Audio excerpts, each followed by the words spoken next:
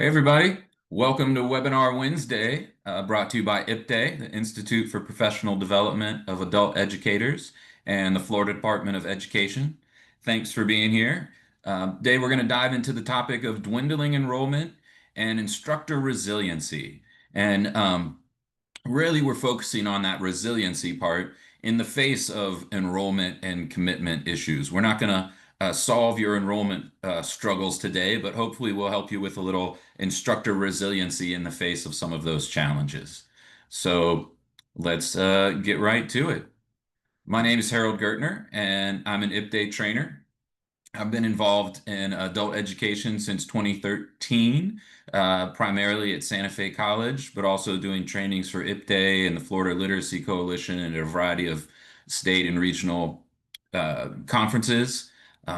Like many of you, I have an unusual career background before I found my way to adult education, and uh, that includes a Master's of Arts, a Master's of Science, and a Master's of Arts in Education, and I try and bring that variety of educational backgrounds to all the work I do with adult education and with training projects like this.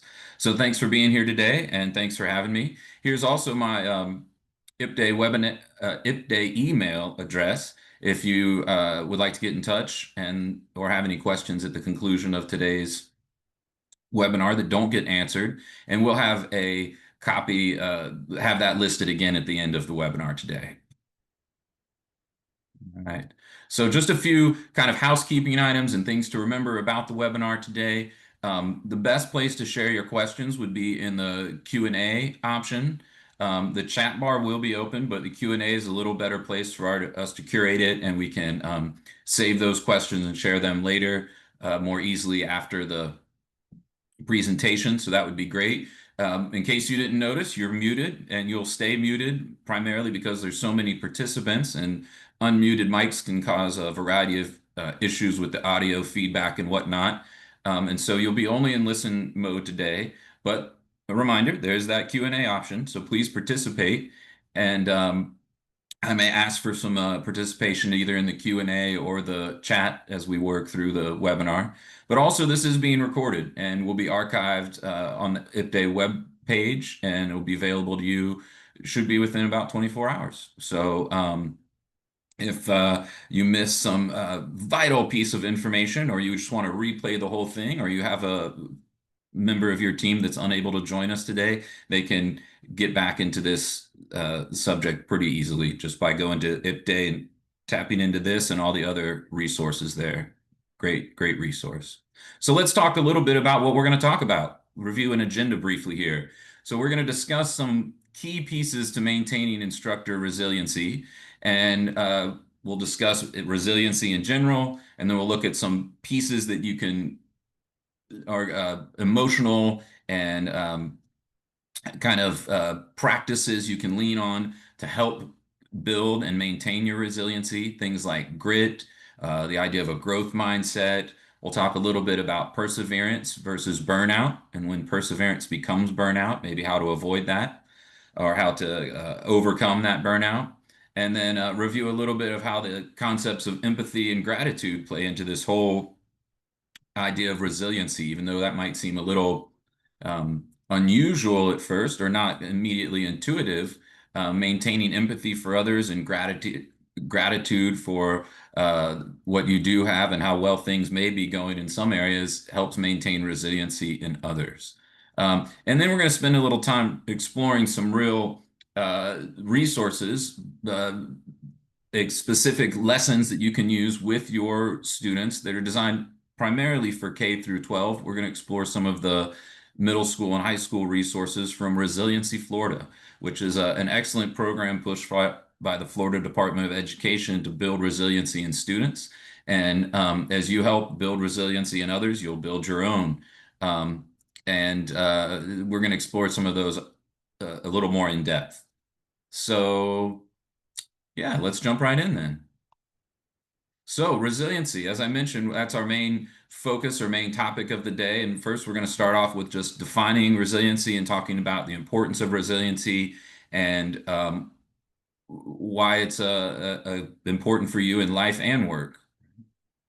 So a simple definition, y'all, many of you are probably aware and understand the concept of resiliency, even if you haven't thought about it in this way in a while. But it's just the ability to recover from or adjust easily to change or adversity, to challenge, right? Why is this important for instructors? Well, you've got to maintain a positive educational environment. Regardless of what may be going on in your personal or professional life in terms of challenges.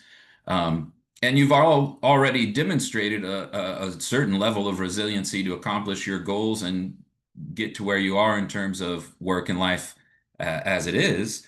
But in adult education, you realize that, particularly from an instructional standpoint, there are some unique opportunities with students to build in other instruction than just academic, because the students have challenges with enrollment and attendance and motivation to continue and follow through, because they have struggled with resiliency is one of the main reasons they're in adult education in the first place. And so this opens up a world of possibilities for us to put not just the tools in place to overcome the specific topics on the GED and skills reference there, but the skills in place to overcome actually getting to that point and eventually and beyond what comes after the GED when life doesn't immediately get easy because you finished this one major goal. So uh, just to remind or reiterate, it's adult education is an unusual environment at times, and enrollment and attendance can be a major issue. Commitment and effort from the students can be a major issue, and that can be something that wears on the resiliency of instructors. So it's important to keep these topics in mind as we return to work every day in a positive place for our students. And so a main piece of resiliency is the concept of grit. And whether you've talked about this aspect of yourself in this way or not with the language of grit, as I mentioned a minute ago, you're all quite gritty to some level to have made it through school and gotten a career that you like and be working and all the other life things you do. But let's dig a little deeper into what we mean by grit. So grit, as I hinted towards, is just the idea of working consistently towards a long-term goal. Notice I mentioned you when I mentioned your grittiness, it was in relation to finishing school or getting a career job in a career that you wanted, or these are major long-term goals. It wasn't just that you got up and made breakfast this morning. That doesn't require grit necessarily. It's not a long-term goal that required consistent work, right? And it didn't require major hardship or danger in the face of it, right? So grit's an important piece of resiliency. And because it helps overcome those challenges, it helps us recover from any setbacks we may meet, and therefore meet the long-term goals. And remember, even though for us, many of the instructors here and some of the general public, maybe the GED doesn't sound like a major long-term goal, but for many of our students, it is. And even before they came back to our programs, it was probably something in their back of their minds as a longer-term goal at some point. Not for all, but for many. And many of them haven't accomplished anything at that level yet. Even for many years, we at Santa Fe have helped students get a CPR card, and we provide CPR instruction through in-house essentially. Some of us got certified through the American Heart Association. And just seeing students maintain the grit to come, we split it out into weeks. 1 hour each week for 8 weeks instead of one push through 8 hour day, and to see the grit developed over those weeks and the sense of accomplishment and joy at finishing and getting a card at the end is a major it's a wonderful thing to see and a major accomplishment for those students, and it's one tiny step towards developing grit in a very small way. Now we need to just up the challenge and the length of those commitments, right? But higher levels of grittiness tend to lead to less burnout and lead to a higher sense of well-being. all of which is important for resiliency. So Angela Duckworth is kind of made the idea of grit famous, even though concepts of grit were around before that. Like I mentioned, we all know the idea of sticking to something and to meet your goals. But sorry, chat there. Um, but she has a great TED Talk out there, which is one of the places I first encountered her way of articulating the concept of grit. And along with her TED Talk, she developed some materials, and I want to look at the grit scale here together briefly to help us define what grit is. And this is a little quiz you can take or your students can take to help decide how gritty you may or may not be. Now, in her there we go. Now, in her work, she found that really beyond, as opposed to what some of us may have been taught or uh, previous accepted knowledge was, that really the idea of grit and stick-to-itness is what separated successful from unsuccessful students instead of maybe markers of high IQ or things of that nature. That really it was how long someone would stick with a project or their stick-to-itness, their grittiness, she called it, that made them successful. And so some of the questions she asks on her grit scale are things that you can see and understand what grit is by reading through some of these. And so you answer these if this feels very much like you or not at all like you or somewhere in between as you see the scale there. So new ideas and projects sometimes distract me from previous ones. Okay. A sign that if that's very much like you may not be very gritty, right? The goal is to stick to and finish a project. Setbacks don't discourage me. I don't give up easily. Okay, another kind of the opposite, more of a positive question. If it's very much like you, then you're likely to be more gritty, right? You can kind of see how these questions go back and forth like that. I often set a goal, but later choose to pursue a different one. I am a hard worker. And again, this is how you view yourself. I have difficulty maintaining my focus on projects that take more than a few months to complete. Okay. Think about how many of our adult education students have never maintained focus on a project that took more than a few months, right? And all of a sudden the GED is a project that takes quite more than a few months in many cases, right? So we need to talk and help them develop the grit that this isn't something that help them realize this isn't something that comes natural, and this is part of developing resiliency. I finish whatever I begin. Oh, that person would be very gritty if that was very much like me, right? Or like them, whoever's testing here. My interests change from year to year. I am diligent. I never give up. I've been obsessed with a certain idea or project for a short time, but later lost interest. I have overcome setbacks to conquer an important challenge.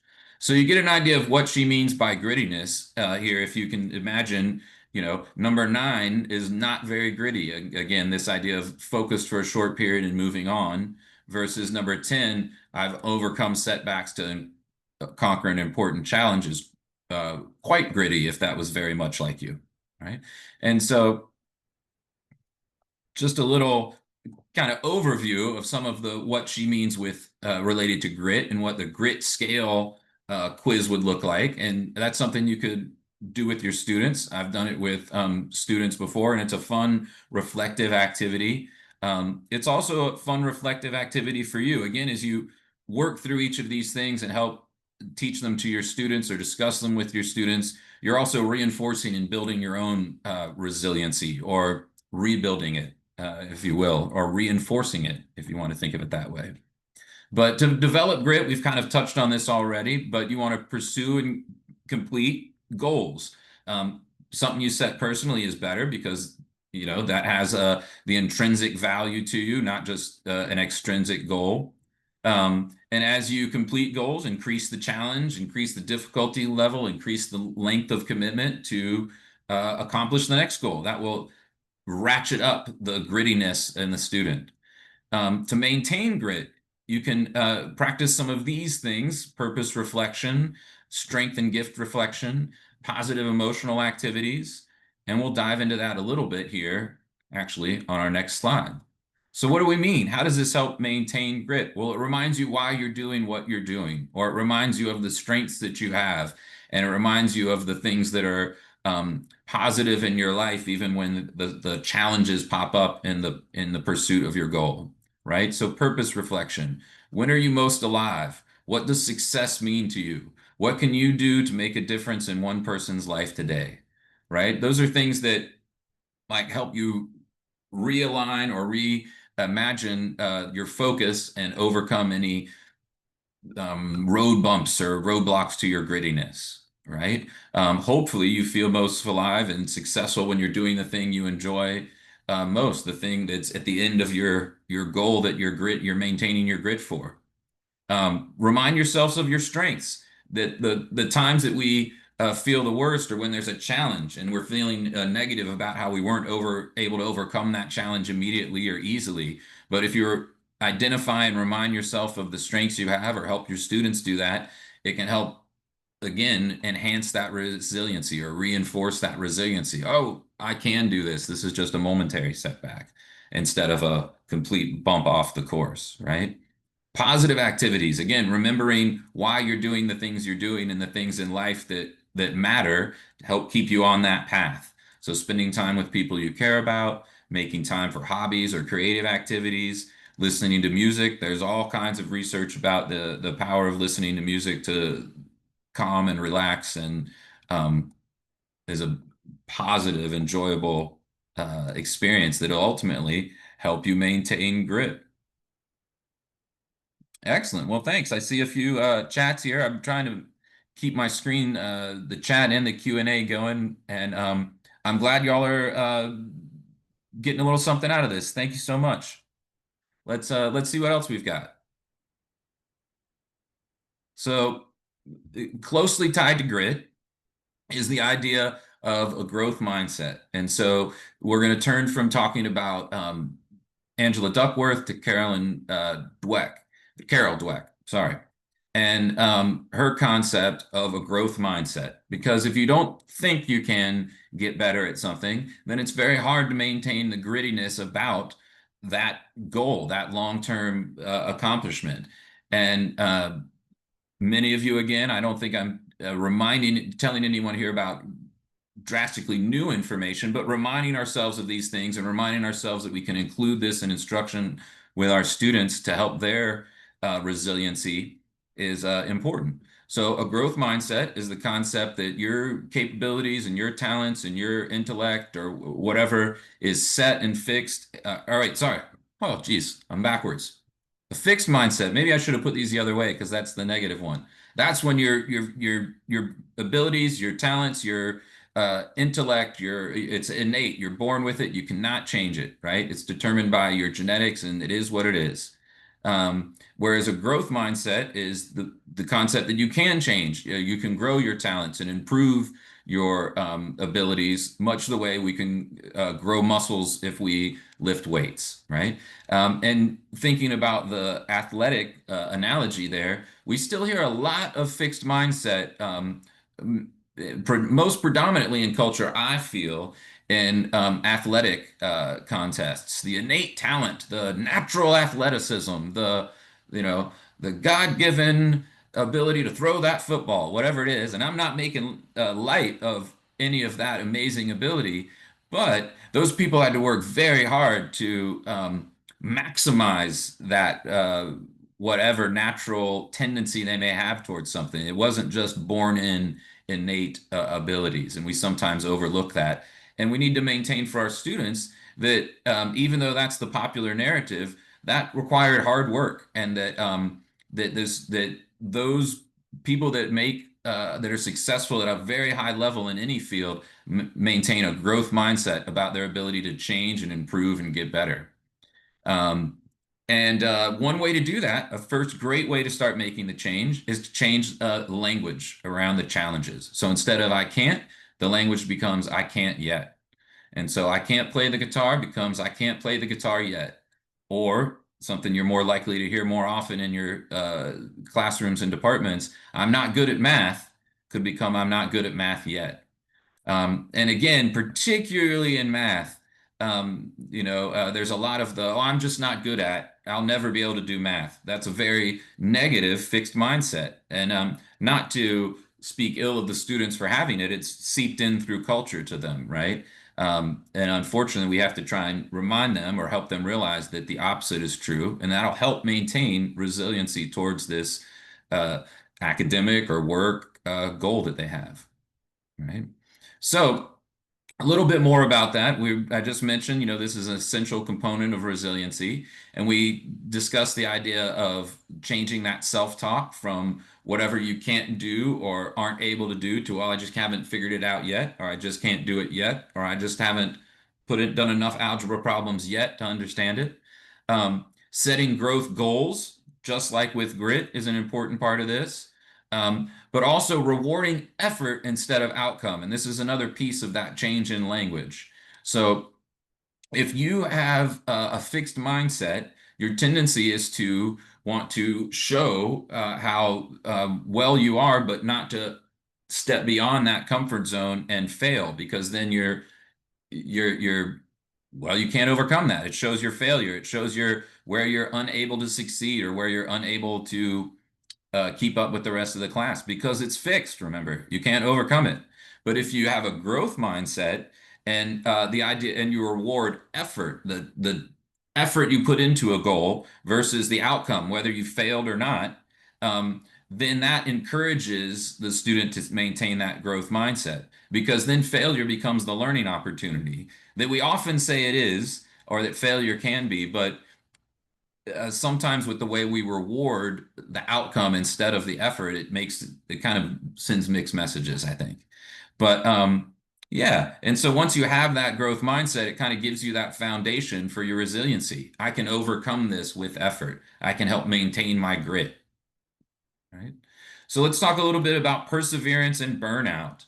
Um, Again, very closely we're tied very closely to these concepts we've already been mentioning. Very similar sort of thing.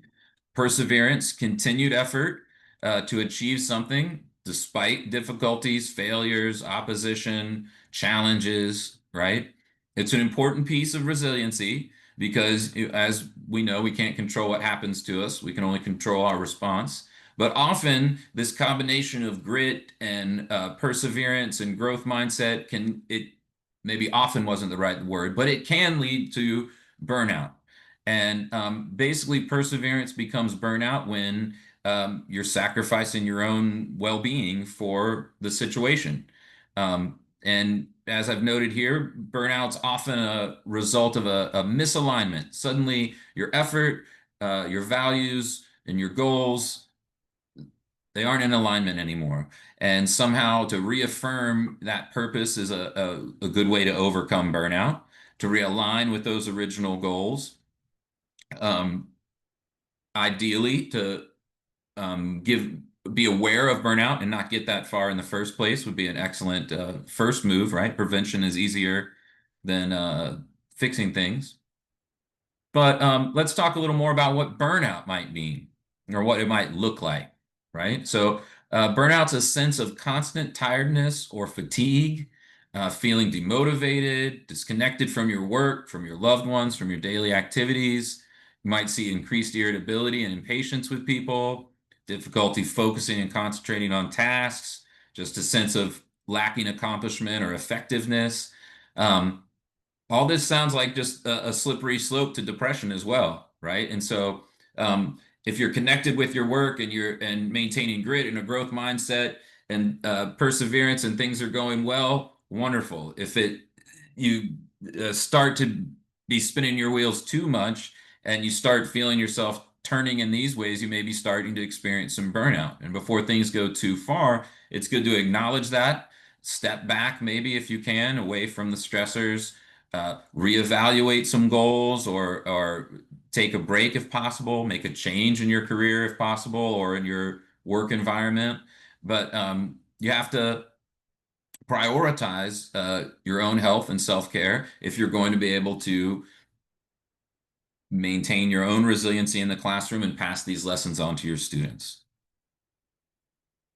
So along with that, and with all of these, all I mentioned earlier, empathy seems like maybe not the most intuitive thing to add to the list when it comes to developing resiliency and commitment to a high school diploma study program, but it's a key piece to uh, resiliency because it helps you understand what others, being more empathetic for others also helps you be more aware of your own situation and kind of empathetic to yourself, right? Allows you to have those same emotional responses to your own situation, right? So empathy, just defined, is the action of understanding and being aware of or sensitive to other people's feelings, thoughts, their experiences.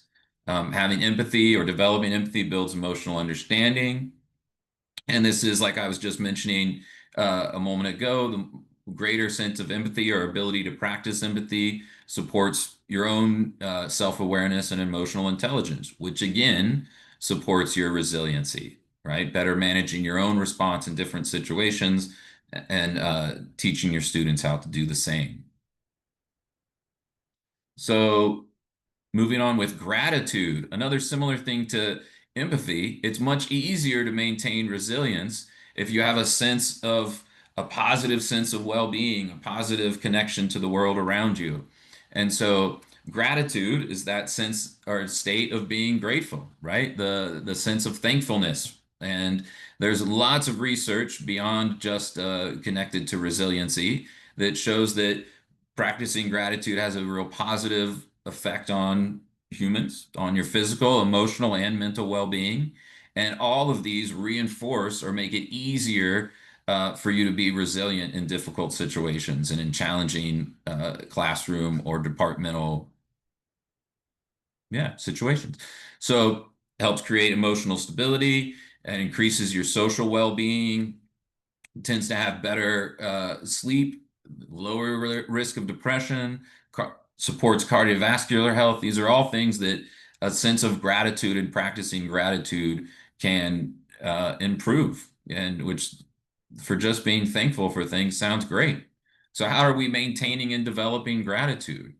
Well, one way is you could have a little active practice. Each day, reflect and write one thing in each of these categories. One thing that made you happy that day, one thing someone else did nice for you that day, one thing you did nice for someone else that day. All right. It'd be pretty hard to have a really bad day, even if there were some challenges or some negative things, if you found the ability to sit down and write something for each of those at the end of each day.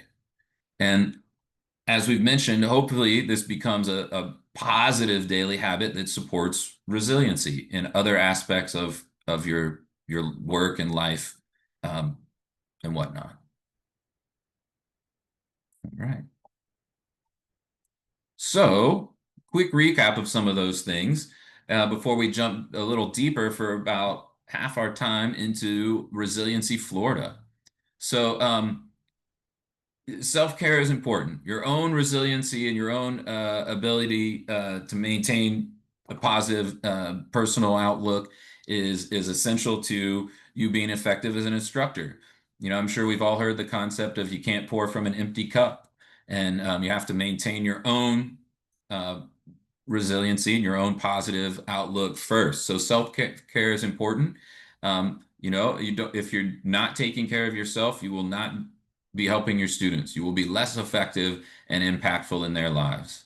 And so you need to maintain grit, a growth mindset, perseverance, empathy, gratitude, and all of that will support that resiliency. And as you work through activities with your students to help them develop this resiliency, as I mentioned earlier, you'll be continuing to reinforce your own, um, yeah, resiliency armor, as it were. Okay. Now, how do we go about doing this? This is all great and all a lot of talk and good ideas. And I gave you a few tiny little hints of how to maintain each of these pieces. But I'd like to leave you with something very practical. And thankfully, the state of Florida has created a great mission, really. The Resiliency Florida mission is more than just a resource of lessons to help develop literacy. It's a whole part of the curriculum frameworks that pushes resiliency instruction into the K through 12 environment. And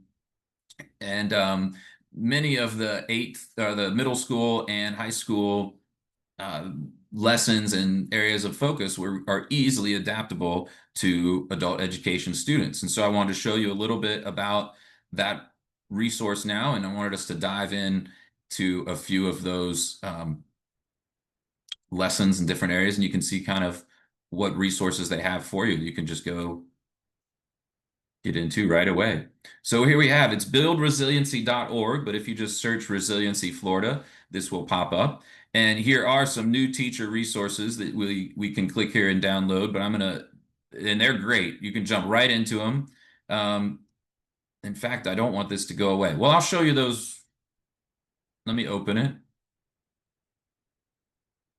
So this is one way of seeing some of the resources that they offer here. And you can see these are the different resources in different area with downloadable lessons is what we've got here. Um, Actually, I'm sorry, I do want to back up. That little thing will pop up again. Um, Anyhow, so this is Resiliency Florida, empowering Florida's students. As it says here, no one is immune to adversity and hardships, but with strong skills and commitment and a community of encouragement, we can persevere. And so the whole thing is about developing resiliency in Florida's students. And as it says here, Florida is leading a first in the nation approach that empowers students to persevere and overcome life's inevitable challenges. And so they've developed state education standards, and you can see in each of these resources, the standards are listed, and resources, which we're going to explore, to equip students with the skills that build resiliency. And here are the 11th resiliency characteristics to help your child overcome any challenge. And you can see we jumped in and explored a few of them already, like perseverance, grit, gratitude, um, empathy, but there's some others they've got in here as well. Responsible decision making, responsibility, critical thinking and problem solving skills, citizenship, mentorship, self-awareness and self-management, honesty.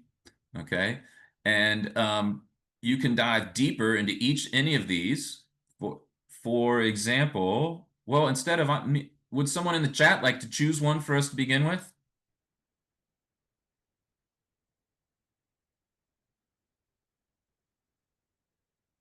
Oh, nobody? No? Oh, we don't have any fast typers. Mentoringship. Excellent. Tammy, thank you. Whoa, lots of them. Gratitude, citizenship. All right, we'll go through a few here. Mentoringship first.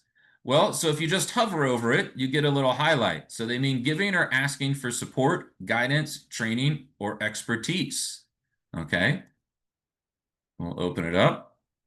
And you can see there's a section for parents, a section for teachers, a little reading guide. Most of the reading guides I've looked at tend to be a little lower level than your typical GED student, but could be, you can work with that, you could see. And then there's a little toolkit that's pretty cool too. So we'll start at the top and just look here briefly we'll take the 9th through 12th grade high school level packet first. So for a parent's guide, and so you can see they've got a little definition at the top. What is mentorship? Well, it means giving or asking for support, guidance, training, or expertise. As your child gets older, he or she will better understand how mentorship can help achieve his or her goals. High school students are often presented with various opportunities to serve as a mentee or a mentor. Okay, and so you can see this is geared towards a parent.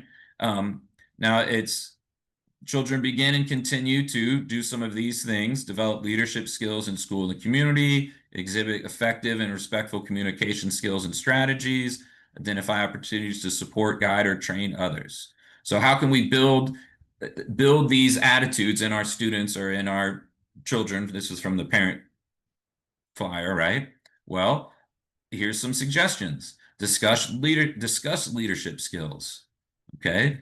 Or help your child hear from firsthand from experts. Your child may have a career interest where a local mentor is not readily available. Consider listening to a podcast, reading a book, watching online presentation, right? This was more of joining a club or activity where a local mentor might appear in the discussion leadership skills as well. Um, Then over here, skills to consider practicing with your child, identifying the benefits of volunteering, mentoring, and seeking leadership positions, analyzing ways a mentor can inspire confidence and motivate others.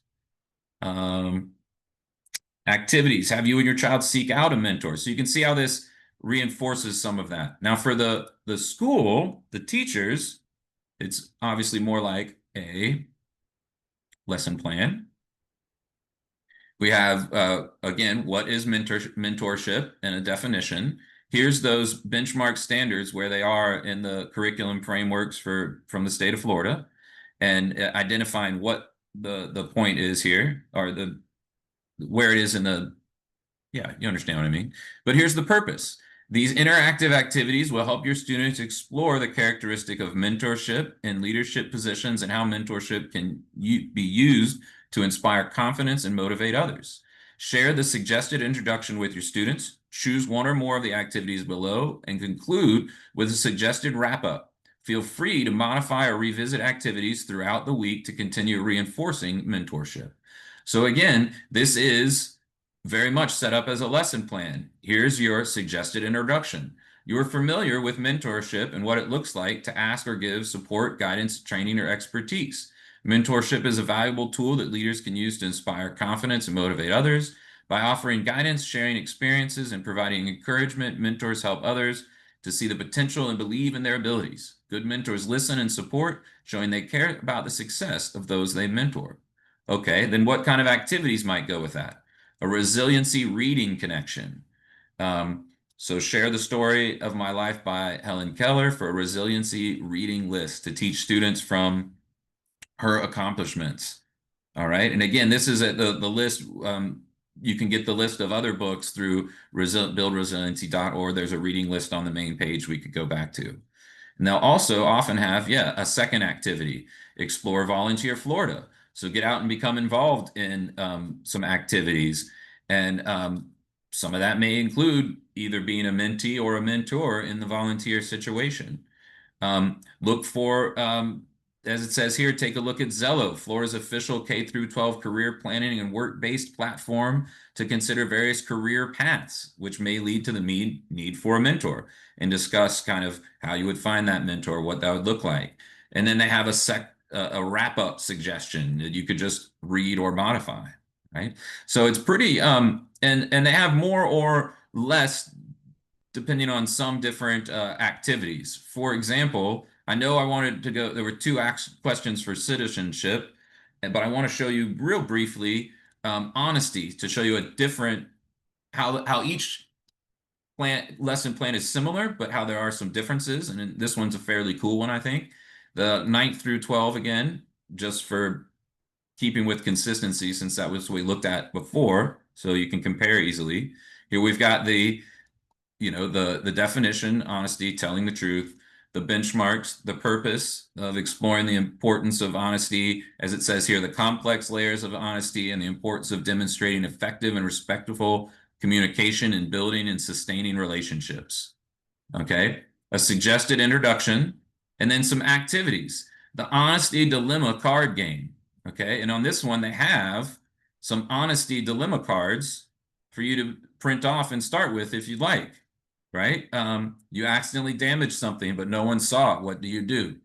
You find a wallet on the ground with money inside. Do you try to find the owner or keep the money, right? A variety of starters that are some good kind of common ethical questions. What do you do? Or how would you be honest in this situation?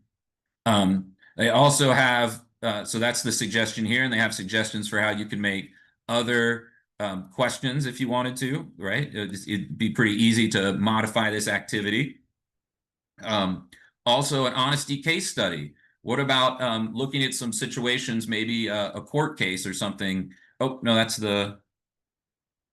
that's part of this one. Like some sort of court case where maybe a witness wasn't honest to see what happened, or and why discuss the importance of honesty in the courtroom and such things as that. Or look at a real life case related to the importance of honesty in a situation. They also have this honesty and trust in action challenge, which is kind of neat. I'm going to skip the little read up here and come straight to the challenge. Example might be admit a recent mistake to someone you trust. Explain why you're choosing to be honest now. Or give honest feedback with empathy, right? Or jumping down, ask someone to share something meaningful with you and show him or her that you can be trusted by actively listening without interrupting, judging, or sharing it with others. Make a promise to someone, big or small, and follow through on it. So all things to develop honesty and work that into a lesson. And again, I think as you see students discuss and develop some of these characteristics more, it'll reinforce your own sense of resiliency and kind of goodness in the community, if you will. Let's see. Let me close this out here and get back to where we were, because I know there was a few questions about, we wanted to look at citizenship. So helping my neighbor, my community, and nation. Again, there's a parent's guide, which you can modify and use some for your classroom activities potentially, like here in the discussion with your child, or consider practicing with your child, identifying the benefits of voting, volunteering, mentoring, and seeking leadership positions, analyzing the way a leader can inspire and motivate others to be active in their community, right? Those kinds of things. Let's go to a class version, though, for the teachers. So citizenship, a teacher resource. What is citizenship? Helping my neighbor, community, and nation. The purpose. These activities will help your students explore the characteristics of citizenship and the benefits of voting, volunteering, mentoring, and seeking leadership positions in the community and nation. Share the suggested introduction again, like they say, choose an activity and conclude with the wrap up. Feel free to modify and revisit throughout the week to continue reinforcing citizenship. Here's the benchmarks and where you'd find them in the curriculum frameworks. Here's their suggested introduction, right? Today we're going to explore citizenship. And again, they're going to go through some of what I already just said again and again, right? But here, as a citizen, you have the rights such as freedom of speech and the ability to vote, but you also have responsibilities such as staying informed, respecting others' rights, and participating in civic duties. Citizenship is about more than just following laws. It's about taking an active role in shaping the society you live in, whether that's through voting, volunteering, or advocating for positive change. Being a good citizen ensures that your voice is part of the decisions that impact your future and the world around you, right? And then a few activities here. So a limited preparation speech. Yeah, allow students to talk for 5 minutes or take 5 minutes to research their topic. So a little debate speech kind of approach. And here's some of the prompts you could have. Is the right to privacy more important than national security? Should the United States require mandatory military service for all citizens? Should the voting age be raised to 21? And just a total aside, a thought I'm having right here in the moment. Some of those questions might feel a little bit controversial or a little bit challenging for some of the instructors here to manage in a classroom well, or to feel comfortable managing a debate with that in a classroom. But if you go to procon.org, it's a great website dedicated to giving a very balanced overview of many subjects like these, like the topic of mandatory military service, for example, or voting age and things of that nature. And as long as we've got a moment, I'll just show it to you if you haven't seen it before.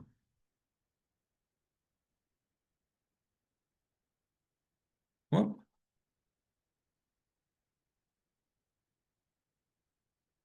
maybe I won't. That's why you don't do things sometimes that just pop in the top of your head. What is going on? Oh, well, y'all should go look it up. I don't know why I can't find it immediately here, but but it's an excellent resource that like I say, any debate topic they have will be like, should the voting age be raised to 21?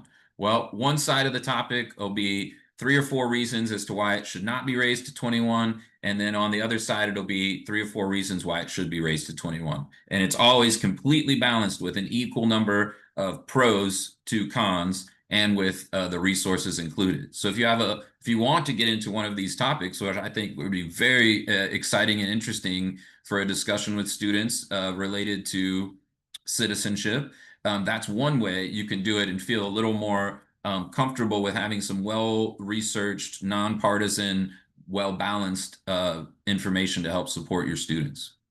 But you can see what they're getting at here with the citizenship, a great idea or concept of that we all need to be involved in our communities and how we are goods to be a good citizen. In fact, here, another research project for their third activity suggestion: list and define the responsibilities of a good citizen. Research the process of registering to vote. List ways to communicate with public officials and research the local, state, and national representatives for the local community. Excellent suggestions of things that we that are often left behind in many classrooms today. We could add those back in the adult ed environment. It would probably be a pretty fun lesson to write a letter, research an issue, create a well-written letter, and send it off to the proper representatives in the local community.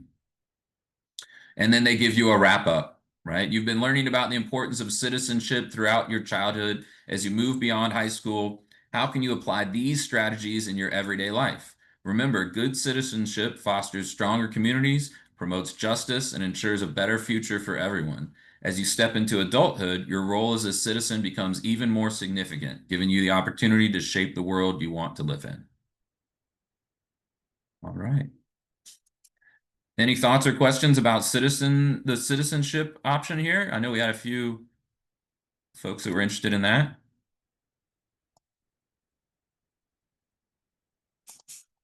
Oh, thanks, Christine. Oh, it did combine with. No, that weird. Well, this is interesting. This is not exactly.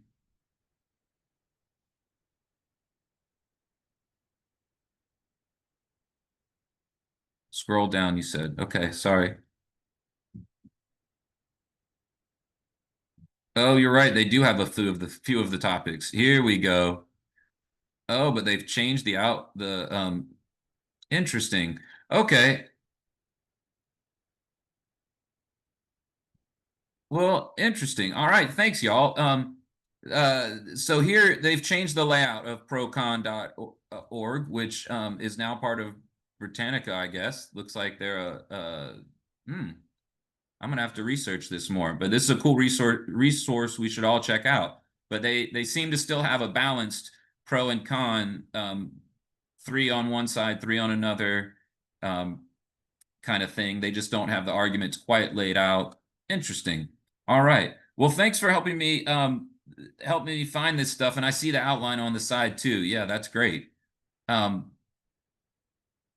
Excellent. So a little bit off the original topic, but thanks for helping me find that. And John and folks, I'm glad you think the citizenship looks interesting and good to you. I think it does as well. And we're about to close out on time here. We've got about 10 minutes left. So let me. All right. Hey, Mona, welcome. Um, I'm trying to read the chat and navigate now. I'm doing poor. How can we access the links? Good question. We will send the links in the email with the. Well, no, you won't get an email. I'm not sure about that. We'll confirm how we'll access those links later. The two most important links for you really are the Resiliency Florida, which is just buildresiliency.org. And if you just search Resiliency Florida, it'll get you there as well. And then if you search Angela Duckworth grit scale, you'll have her little grit quiz. But the build resiliency is the most important one. So yeah, so as you can see here, there's a variety of lessons related to each of these things, and they're very easy to follow. There's sometimes a characteristic of the month. If you wanted to explore that characteristic with your students and use that to guide you, they roll in and out. You can log in your email to get updates and lessons and activity ideas um, throughout the year. As we mentioned, it's at the top and the bottom. They mentioned a reading list, a series of real stories, some resiliency coaches, and then those teacher resources again. Okay. Now my alarm dog is telling me that we are near the end of the hour, and so let me. Yeah, great. I'm glad y'all are liking the Resiliency Florida. I do too. I think it's a very interesting and amazing resource. I'm glad that the state of Florida has added it to what they're doing. But before we go, I just want to ask, are there any more general thoughts or questions? Sorry, girly. She doesn't understand. Okay, so the presentation slides, right, are going to be at Florida IP Day. And so even if the links should be live in that, I think. Yeah. So then you should be able to follow them from there. You check the QA. Okay. Okay, well, if there aren't any other questions right now, please feel free to reach out later and email me here at the floridaipday.org, hgertner at Florida IP Day. And please, before you go, we've got just a few minutes before the top of the hour. There's a survey here, and we'd love to have some of your feedback. I hope you found this helpful and kind of sharing some big ideas with you and then giving you some very practical resources to do something with those ideas. And I hope it reminded you that you're not alone and we all struggle with resiliency sometimes, and that adult education is a difficult world sometimes, and that's why we're here. We're here to help those students that have had some challenges, but we need to maintain our own positive outlook in the midst of that, and that takes a little work sometimes. Here's the Florida IP Day went and shared the link again to where you can access and download everything if you want to jump on the chat bar and look for that. And thanks for everybody, Mona, John, Christine, thanks for all the positive feedback there. I'm glad you enjoyed. Lauren, glad y'all are enjoyed it. Lucia, yeah, all right, great. Well, thank you all so much, and have a great day.